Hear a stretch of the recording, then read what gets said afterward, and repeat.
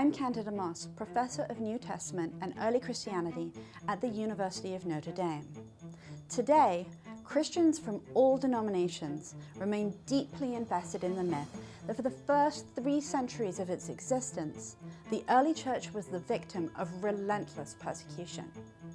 But contrary to traditional church teaching and popular belief, Christians were not systematically tortured and killed by the Romans merely because they refused to deny Christ.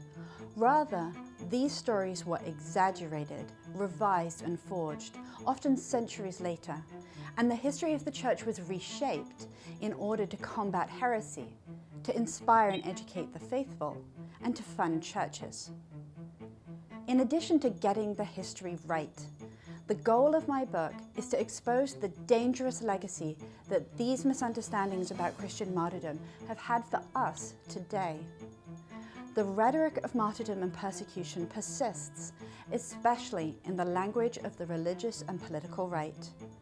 And just as early Christians employed the martyrdom myth to exclude heretics, this very same myth is still used to silence dissent and galvanize a new generation of cultural warriors. We can see this in statements by Christian leaders, speeches by politicians, and the rhetoric of media pundits who claim that they are being persecuted in the way that Christians have always been persecuted.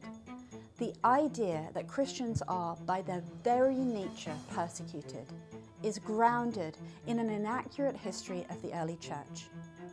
Christians were not relentlessly persecuted in the first few centuries, and they're not systematically and continually persecuted today.